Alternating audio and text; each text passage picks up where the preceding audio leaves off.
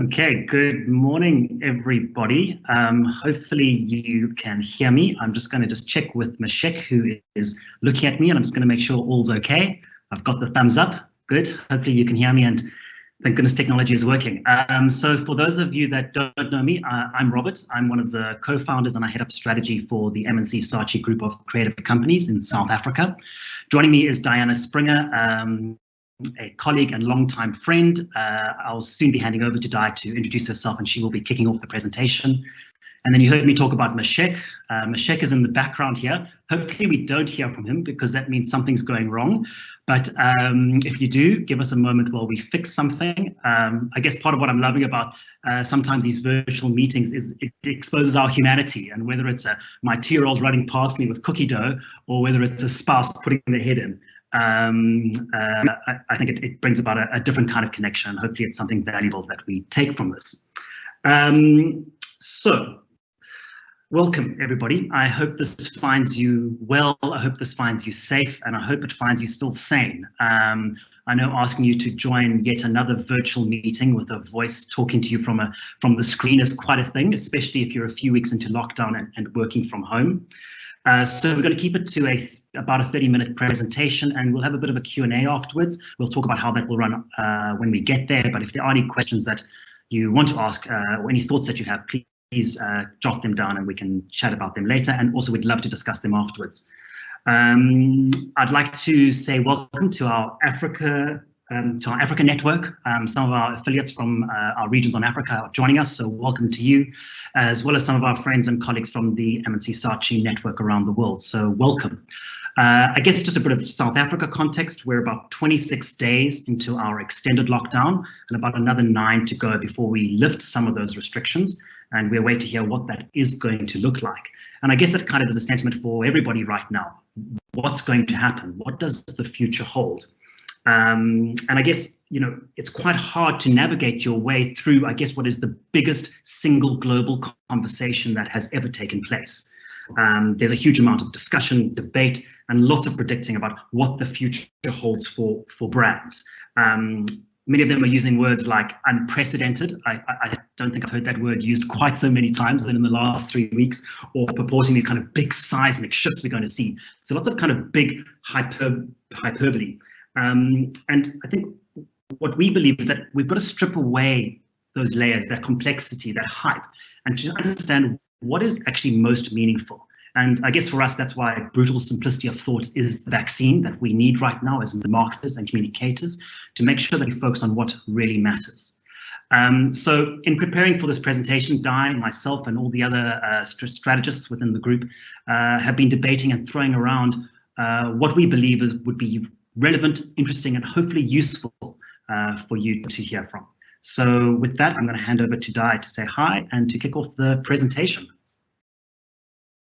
Hi everyone. I hope you can hear me. It's really great to have this opportunity to chat to you this morning in a slightly unusual, but our new way of being. For those of you who don't know me, my name is Diana Springer. I'm a strategic partner in the M&C Saatchi Group, based in Johannesburg, and responsible for our marketing consultancy, Black and White. Robert and I have worked together for about 15 years. I know he doesn't look old enough, but it's true. So it's great to be able to share this platform with him today.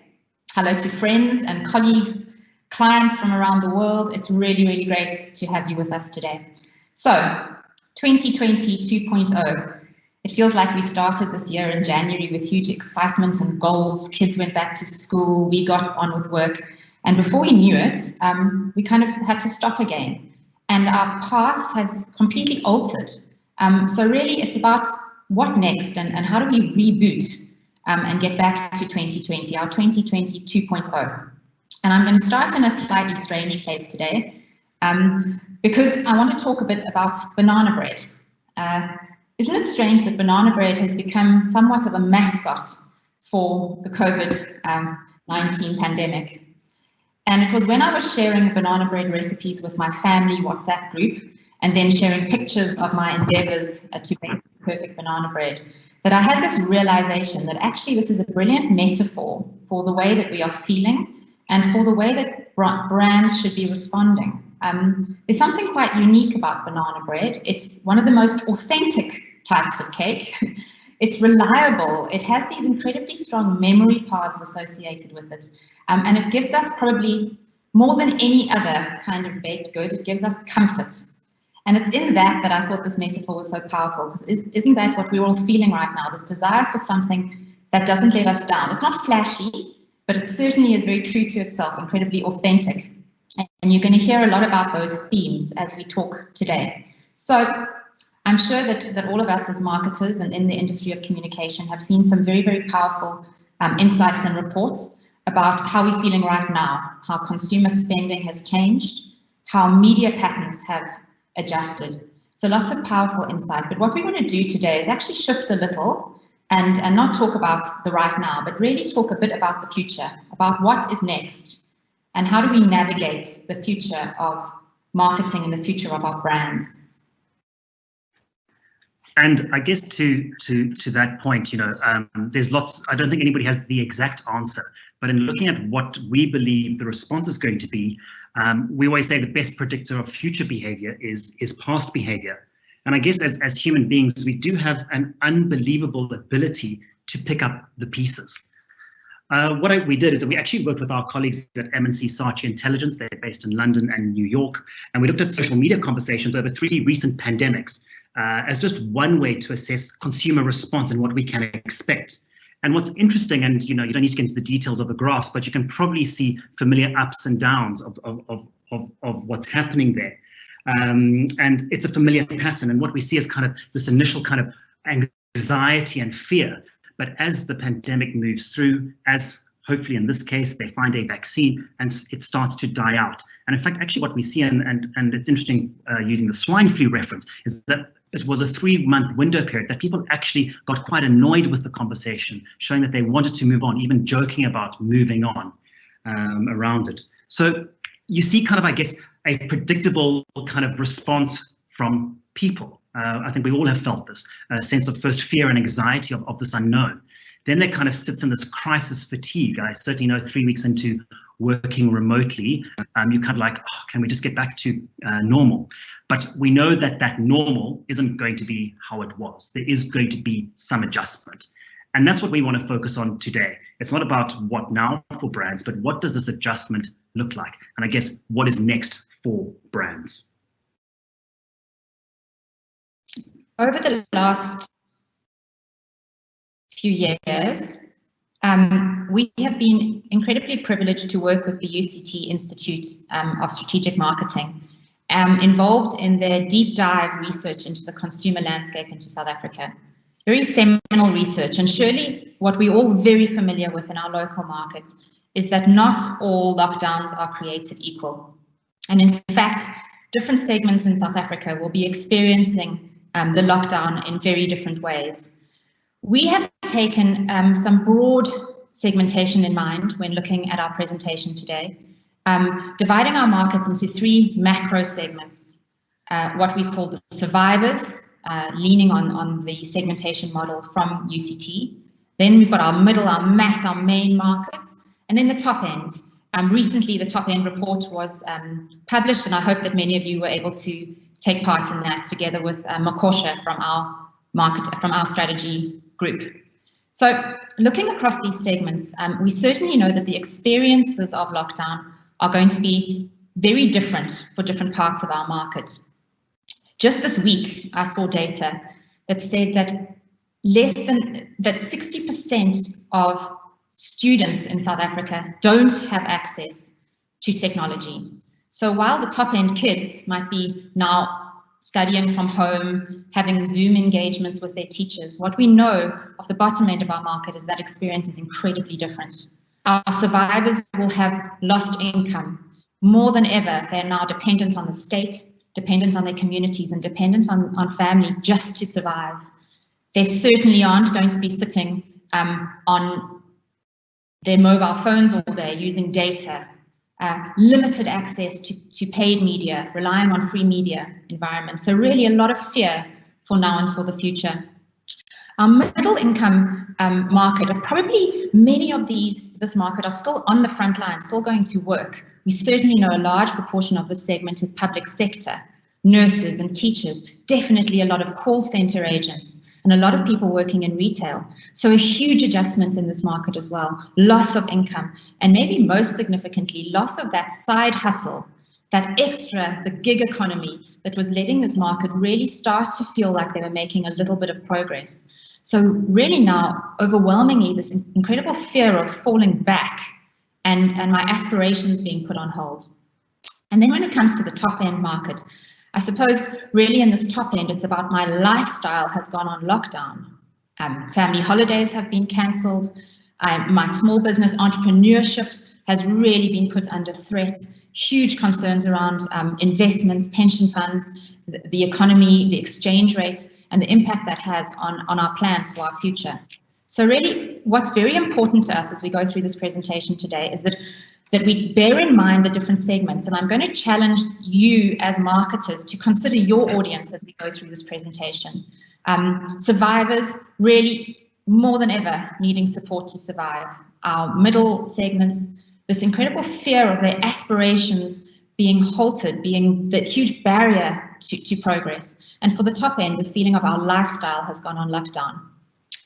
For the purposes of today, we are going to consider the impact and the future for the top end of our audience. The top end and middle market are responsible for far more than 50% of our consumer spend in South Africa. So as brands, that really is where our primary orientation is at the moment. So for those markets, what's been really interesting over the last three to 4 weeks in South Africa and moving forward is these tensions that have been building and have been shifting in our world. We call them the isolation tensions, and maybe some of these will feel familiar to you. On the one hand, oh my gosh, boredom, it's just, Groundhog Day. But on the other hand, this feeling of, oh my gosh, I've got time. I remember January and February so well, and so many friends sending me messages that were nagging and moaning about no time to do anything and constantly busy. Well, now we have that time. On the one hand, a shortage. Actually, I can't just pop out and get something that I want from the shop. But on the other hand, amazing simplicity that says, well, just use what's in the pantry. And we've seen brands like Woolworths really playing into that, where they're sharing ideas around how to use your pantry goods and how to make the most of what you have. So on the one hand, while I feel isolated, I'm on my own. On the other hand, an amazing intimacy that's been built with close family members, whether it be playing charades or, sitting around the dinner table for the first time in a few weeks and having a conversation, actually a new intimacy. In fact, almost an intimacy that we've created with one another across our virtual networks, where we sit and really look at each other on our Zoom calls and engage. On the one hand, media has been incredibly empowering. We have all sat on Twitter, sat on CNN, really looking at the global news. But on the other hand, incredibly overwhelming. We're not sure what to believe, what to read, almost too much.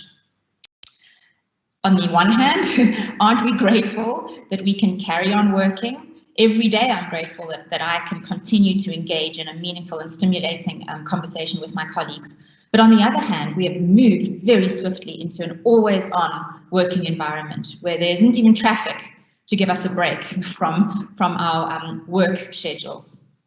And then lastly, I suppose this feeling of the individual, our personal concerns, our personal fears, but a much greater sense of our communities, neighbours that you are sharing products with, parsley being handed over walls, coming out onto our driveways and clapping or banging pots at 7 or 8 o'clock in the evening. So this amazing kind of tension that's going on, the negatives and the positives pulling against each other to give us this real sense of our world changing.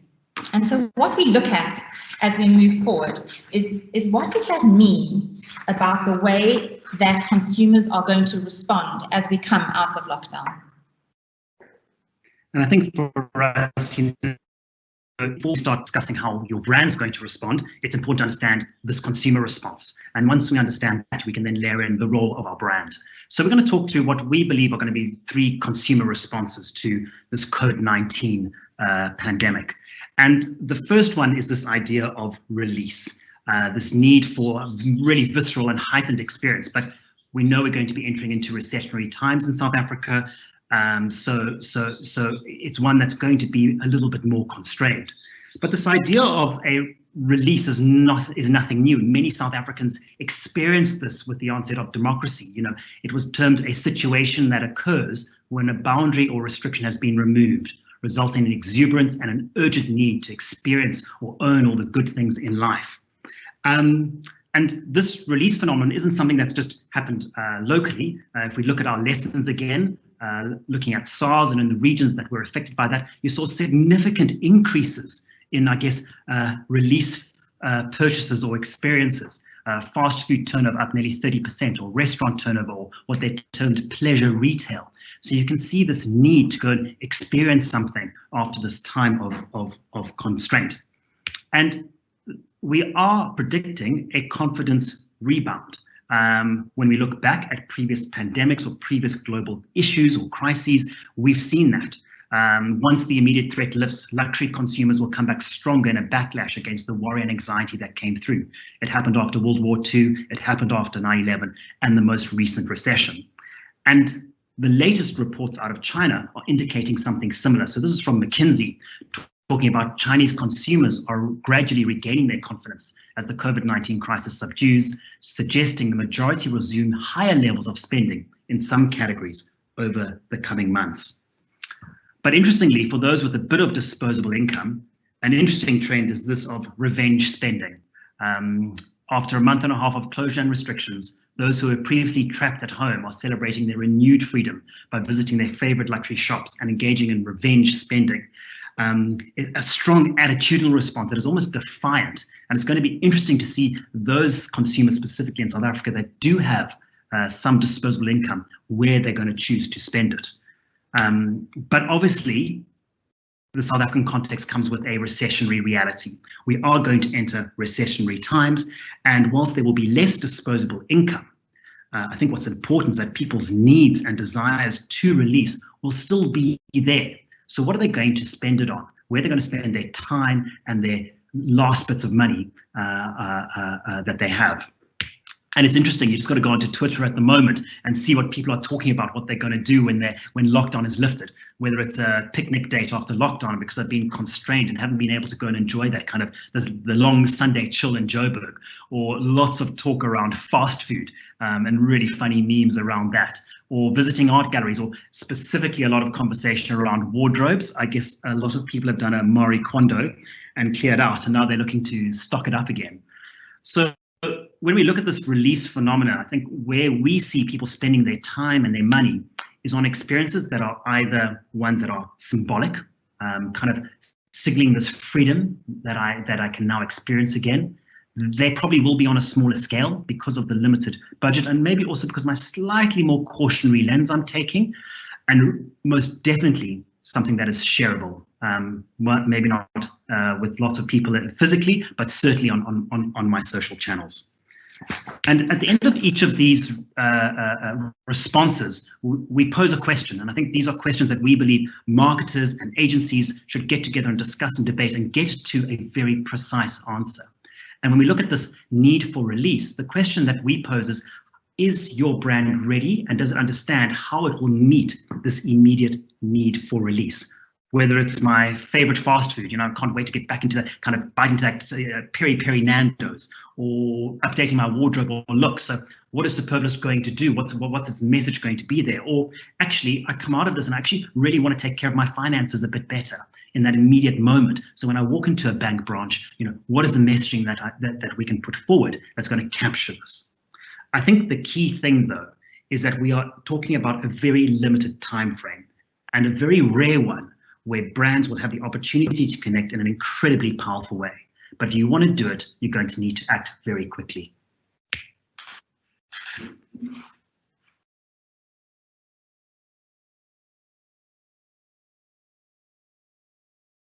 The next response we are expecting is this feeling of a reset. It's back to life, but I've got some new habits. I've also got some new expectations from the experiences around me. I've got some new expectations from the brands and the products that I choose to buy. And this was really well put by Ivan Morocco in the Kantar presentation last week. He said, once this crisis is over, some of the new habits will endure, and brands will need to be ready for this new omni-channel behavior. And certainly, what has been amazing to us is how COVID-19 has driven our engagement with technology and with omni-channel. We all laughed when we saw this meme being shared in our M&C Saatchi group WhatsApp, and it was really funny for us because obviously digital disruption has been happening for over a decade now, but it took a global pandemic for us truly to be transformed into a digital economy. So we've seen loads and loads of app downloads. I'm sure that you can see the new apps that are on your phone, whether those be new business apps, whether those be new fitness apps, new social, new engagement apps.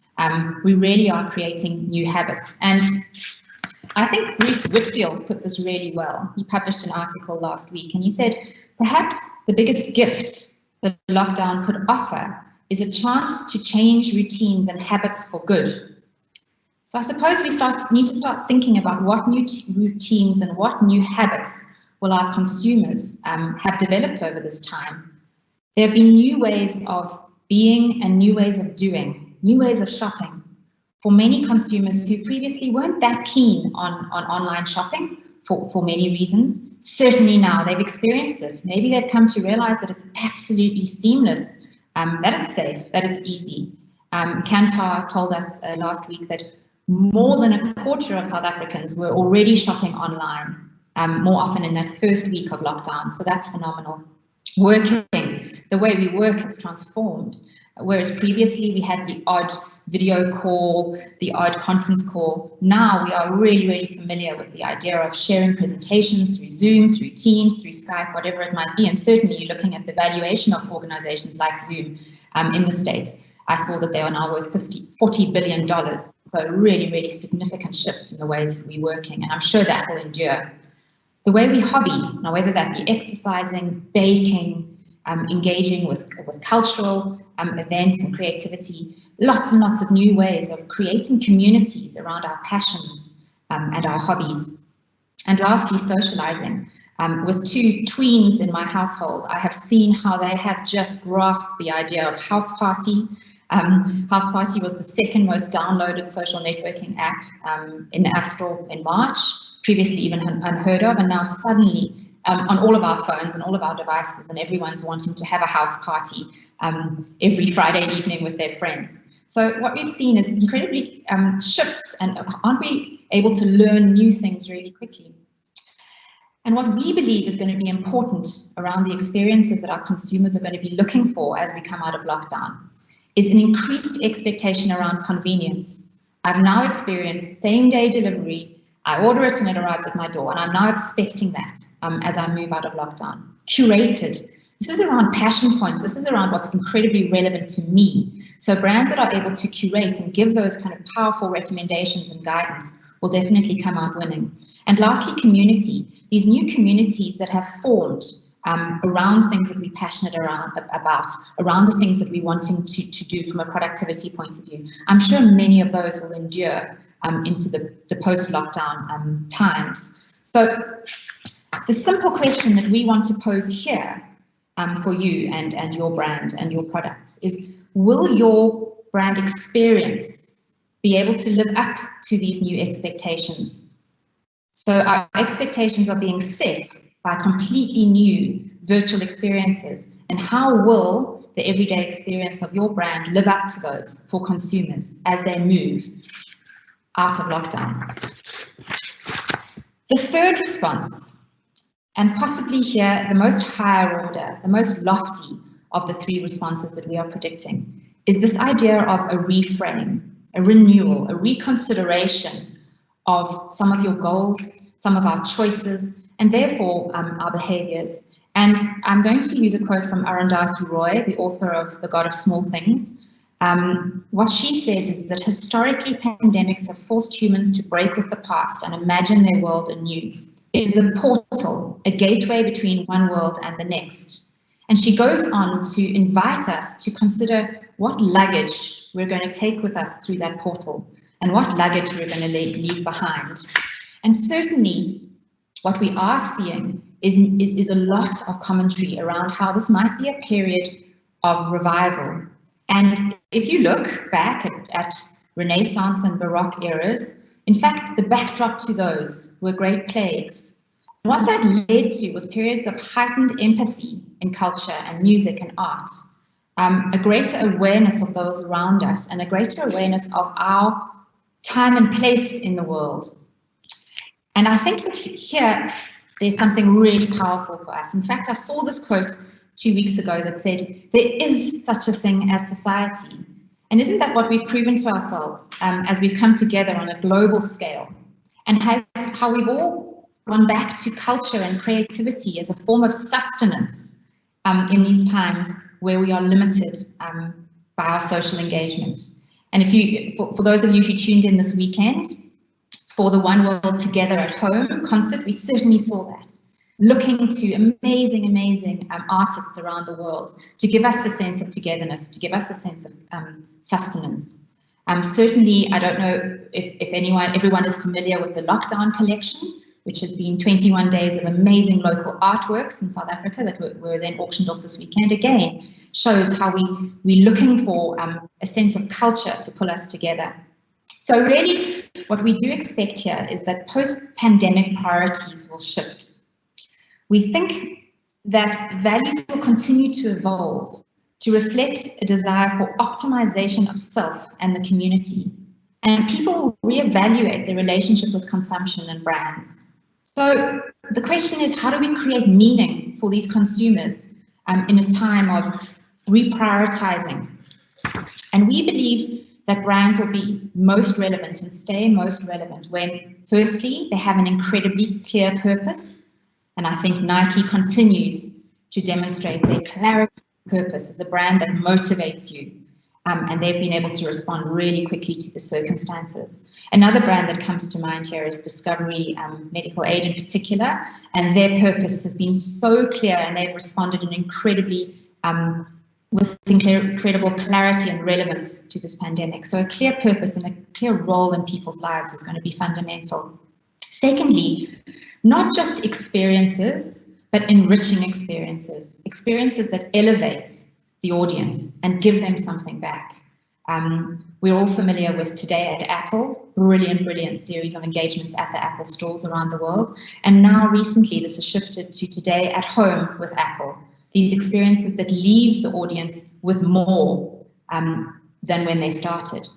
And lastly, of course, fundamental, particularly in South Africa with our looming recession, value, incredibly tangible and quantifiable value is what we're going to expect from the brands we engage with. And I think Checkers 6060, their delivery app is a great example of an incredibly tangible value for the audience. So what do we see here? Very authentic in the brand's response. Huge integrity. We're going to demand honesty from the brands that we engage with. And lastly, this word that's been used a lot, a feeling of empathy. These are really human instincts and human values. And it's going to be important that brands do demonstrate a real human dimension as we react to COVID. So the simple question here that we want to pose is, what role will your brand play in the post-pandemic world? What are those human instincts that your brand can leverage to play a much more meaningful, authentic, tangible role for consumers as we move forward? So what we've taken you through, I guess, are three responses that we see happening. And I think those three responses demand three fundamental questions. And those questions need three precise answers. And we believe if you take the time to interrogate these questions amongst your teams and get to the right answer for your brand, we believe you will be well placed to play a meaningful role in the lives of your consumers. And I guess achieve that really simple objective that marketing sets out to achieve, and that is to get consumers to choose you over your competitors. What is clear, and whatever your plans, the most important thing is that whatever you do, don't stop. If we just look back historically, perhaps inspiring, perhaps motivating, but all of these brands were founded in times of economic downturn, and look at them now.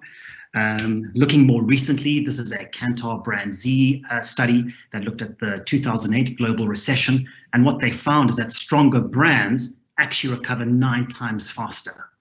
So the financial implications of building brands over the long term is evident. And so it brings us back to today and right now. And what you decide now will have lasting effects. Again, from Millward Brown, in 2 scenarios that they looked at on financial performance, companies that went dark or halved investment took between 3 to 5 years to recover to pre-recession levels. And from M&C Saatchi Intelligence and some analysis around walk data and case studies, lessons from recent recessions provide powerful arguments for maintaining a longer-term view, even in the face of pressure to cut advertising. Marketers who resist this pressure will find that their brands emerge from the tough times in good competitive shape. I guess, though, the final thought from us is that this all begs one simple question, and that's all about what does success look like for you and how are you measuring that success? If short-term metrics are your only measure of success, we think that success will be short-lived. But if you can answer exactly what it is you want people to feel from your product or service and your brand, you will be able to balance both short and long-term metrics with the right strategies. So I guess in the short term, perhaps we all crave that comfort and familiarity that Di spoke about in the beginning around banana bread. We think it is a great analogy. We have also baked quite a bit of it. Di and I enjoy our time in the kitchen. So we both came across independently, actually, what we think is the best banana bread recipe. So this will be included in the presentation when you download it. But much like all the baking that is going on right now, it probably won't last, and neither will this moment for your brands. So hopefully what we've shared with you today provides something useful for you to apply to your thinking and plans as you navigate through this. And we believe that for those that do it right, for those that can precisely answer those questions, they're probably going to come out a hell of a lot stronger. So that's us. We're now going to open up a Q&A session. There should be a bar that will appear shortly at the top. We've got about just under 10 minutes to take a couple of questions, and then we'll wrap up. This presentation will be available as a download link. It will be in the Q&A panel. I think, Mashek, is that a thumbs up I'm getting? Yes, it is. So it will be there. And as I said, there'll also be a recording of this available on our social channels. And hopefully once lockdown is done and we can all connect physically again, we'd also be happy to come and present it to yourself and your teams. So let's have a look. The link has just appeared in the Q&A tab. So if you go there, there'll be a WeTransfer link and you can download that. One of the interesting questions that came up when we were debating this was, what do the brands that are getting it right actually have in common? And, you know, it sounds pithy and we always come back to it. We say, you know, they're brands that are very clear on the role that they play. But I think now more than ever, you can see the brands that are clear on their role and able to act in a very tangible way. And I think it's through that demonstration of how brands behave that will get them through us. So we've got some questions coming through here, Di. Are there any behaviors that you think will be reversed through this process, as in behaviors we won't go back to? Do you want to tackle that? Me? Excellent. For him, I certainly hope so. In fact, I don't know whether you've seen the open letter from Giorgio Armani, which was quite surprising as a source of content, but really this feeling of a new sense of our own humility and a new sense of our own fragility, and how's that going to drive the way that we would like the future to be formed for us. So I certainly do think there will be things that consumers will leave behind.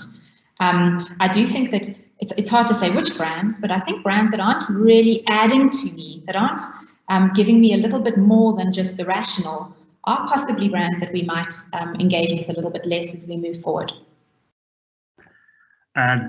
Another question here is around, you spoke about this quick return to luxury brands. Does that apply to premium consumables or more like vehicles?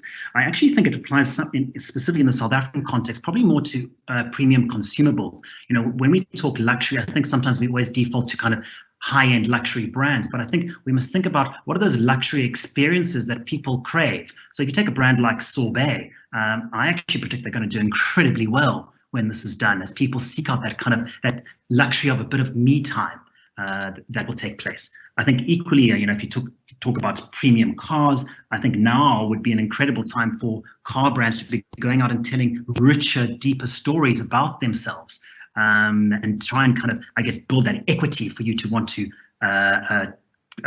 choose their brand or versus a competitor brand. So I think, you know, don't waste this time. Use it, even if you can't be selling right now. Ooh, we have got a whole lot of questions coming through. Here we go. We've got Scott from M&C Saatchi in the Middle East saying, any idea of how long the release phase will last? It is an unknown, I guess, because we don't yet know how the situation is going to play out. But if we look at the swine flu pandemic, the period there, looking at social media response, was about 3 months. So I would say you've got to start planning for a 3 to 6 month window period that your brand can really demonstrate meaning and value in that period. Robert, should we take the question on financial services? Yes. I'm just going to, how do you expect consumer interactions with financial services and take up of products like insurance and investments after the market crash?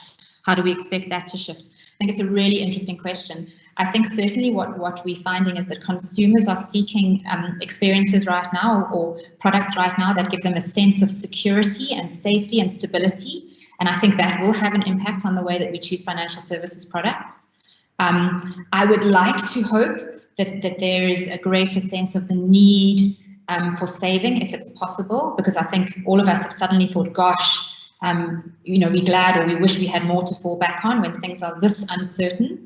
So I think I would like to think that consumers are going to come out of this with a new awareness around the importance of financial planning and possibly therefore slightly less overt consumerism, but that's a big and tricky question, but it'd be interesting to see.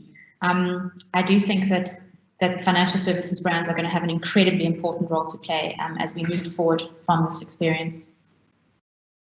Absolutely. And I think what's so important there is coming out with a very clear role. And I think if you can motivate people to look after their finances a little bit better or take some learnings from this period and provide them with the right content and messaging, I think that you stand a good chance of winning them over. Another question here, do you think this applies to the B2B market as well?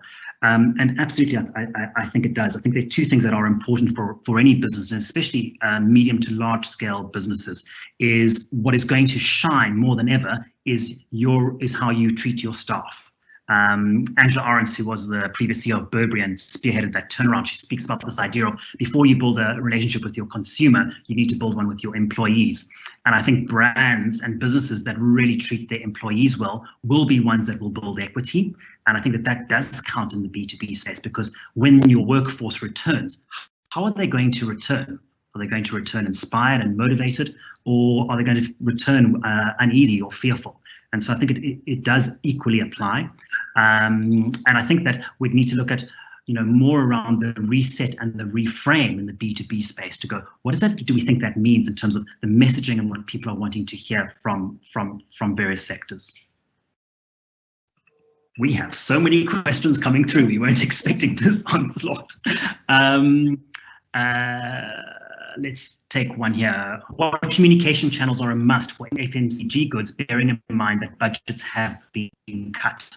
I think Martin and the Connect team are probably the best people to engage in that debate. But certainly what is clear is that, while everybody is whispering, now's the time to shout. So that there is absolutely an opportunity for brands to be clear about their propositions and why consumers should be choosing them in the first place. My view is that I would go for broad reach messaging that is very single-minded. We're going through a phase where people are overwhelmed by lots of other information and being consumed by it. I think now is the opportunity for great creativity to cut through.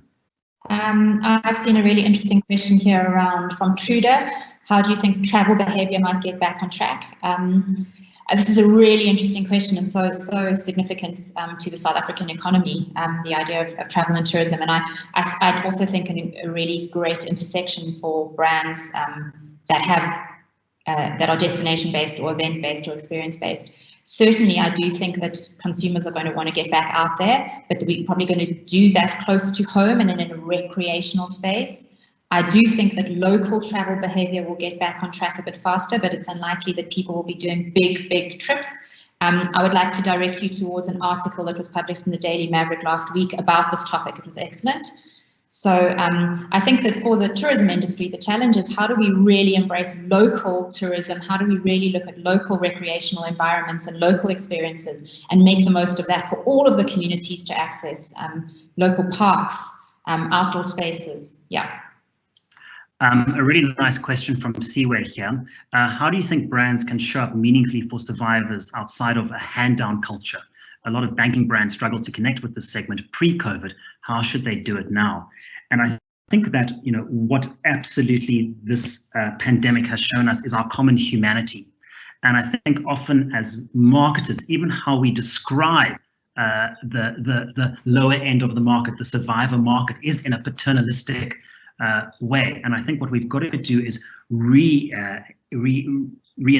a empathy and a respect for who this consumer is. And you can see it in the brands that are aspirational, the brands that people want to be with. They don't position themselves as, you know, offering a light version of their brand because you don't seem to have the money to afford it. I think that hopefully, you know, if we treat the audience with respect by understanding their needs and their desires, I think that you stand a chance to win. Do we have time? Shall we take one more? Yeah, let's do one more, Di. I would like to take, Makosha, your question that's just come through. Do you think brands, businesses that have evolved during this period of isolation, for example, Bottles or Uber Eats, now delivering groceries will retain these new offerings, or do you foresee them returning only to their core? Really interesting. I actually saw this morning that Uber has extended their proposition in global markets to two new sub-brands, one Uber Connect and one Uber Direct.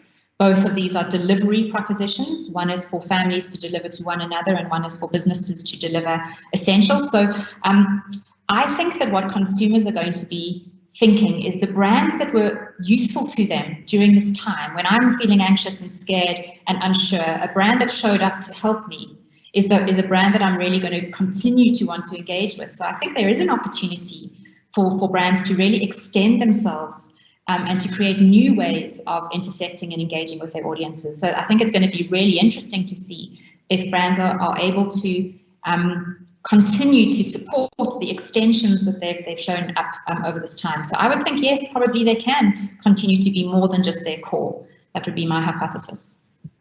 Just one last question that I actually think is important. I guess it talks onto this idea of our shared and common humanity. There's one here from Tashmir saying, looking at post-COVID, post-lockdown economy with respect to B2B business, is there a sentiment in business to go beyond profit and to contribute to economic rebuilding? And I think, you know, the point I always make is that any cracks that a business or a society or an economy has are going to be huge gaping holes right now. And I think that's what's been exposed, whether it be a clear communication channel from government into our more poorer or rural communities to understand what to do around COVID, or whether it be just the plight of hunger in a country that should be able to grow and provide food for its people. I think that those gaps are being exposed, and I think that collectively we know that it's unacceptable. And the only way we're going to solve it is not just through government. The only way we're going to solve it is together. And it's a bit like the analogy to this lockdown. And so I hope that if there's one thing that comes through this, it is our shared humanity and common humanity to get us through this. And I think that's the message that we've got to make sure we don't forget as we go into a post-COVID world. Great. Great. So thank you, everybody. Just over 45 minutes. Again, thank you for joining the presentation on the call. We enjoyed putting it together, and we've got almost like 60 questions here. So we'd love to debate further. We are around. We aren't going anywhere, certainly not for the next 2 weeks. So Diana, I would love to get onto any call or any conversation just to chat and talk about some of the ideas that we've shared. They might not be the exact answers, but they certainly help us design a plan in how we come out stronger at the end of this. So just to reiterate, the presentation is a link that has been shared. You can download it. If you don't manage to get it, just drop either your agency contact person or one of us a note. We're also going to have this recording of this that will go into our social channels. And as I said, I'm happy to debate further. But for now, stay well, stay safe, stay sane. Another 9 days to go, and let us all just continue to play our part. Thank you, everybody, and take care.